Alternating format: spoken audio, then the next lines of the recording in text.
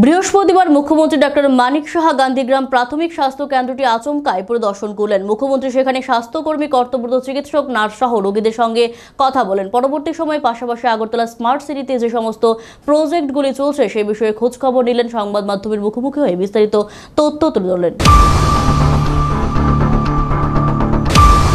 বৃহস্পতিবার আচমকায় সারপ্রাইজ ভিজিটে গান্ধীগ্রাম প্রাথমিক স্বাস্থ্য কেন্দ্রে উপস্থিত হলেন রাজ্যের মুখ্যমন্ত্রী ডক্টর মানিক সাহা। মুখ্যমন্ত্রীর এই সারপ্রাইজ ভিজিটে স্বাস্থ্য কেন্দ্রে থাকা উপস্থিত স্বাস্থ্যকর্মীরা সেটা ঘাবড়ে গেলেও দ্রুত তারা পরিস্থিতির সামনে নেয়।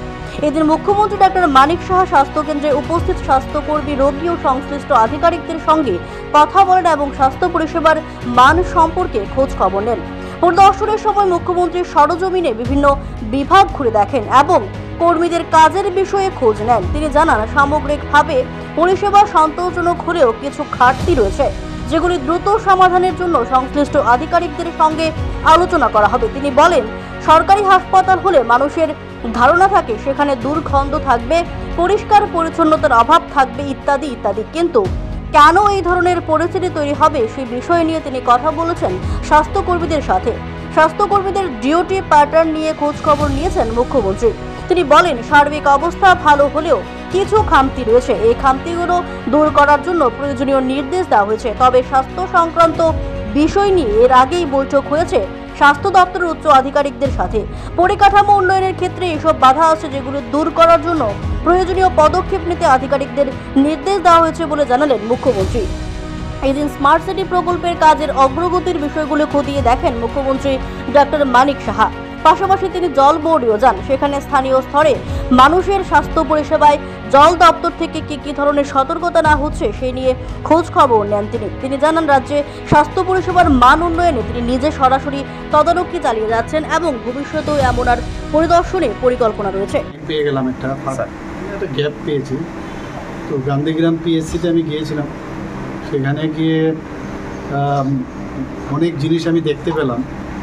তো যে জায়গাগুলো গ্যাপ আছে সেগুলো যাতে পূরণ হয় তার জন্য আমি টেলিফোনিক্যালি আমি হেলথ সেক্রেটারিকে বললাম কী খামতিগুলো আছে সেগুলো অবশ্যই যেন দেখে।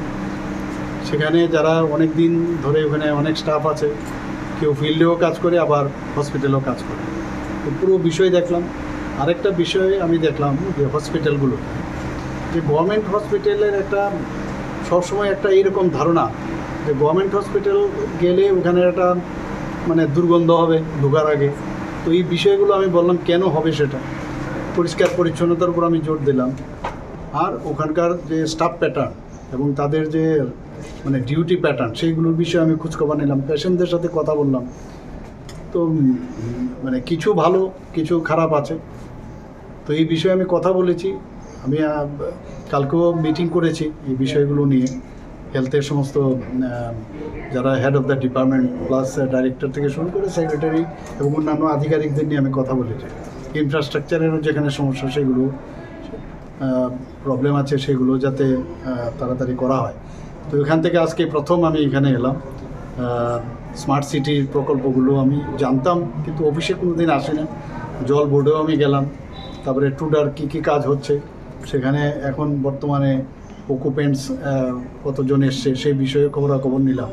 তো সব মিলিয়ে একটা ধারণা নিলাম এবং আরও কোথায় কোথায় আমাদের বিভিন্ন প্রজেক্ট করা উচিত সেই বিষয়ে আমি আধিকারিকদের সাথে কথা বলেছি। তো ওনারা বলেছেন যে বিষয়গুলো কালকেই মিটিং আছে, সবাইকে নিয়ে বসছি এবং আশা করি যে সব বিষয়ে আরও বিস্তারিতভাবে আলোচনা হবে এবং সেই আশাতে অনেক সুবিধা হয়, অনেক জিনিস জানা যায়। So one message about the Kashmir incident. How yesterday I already told.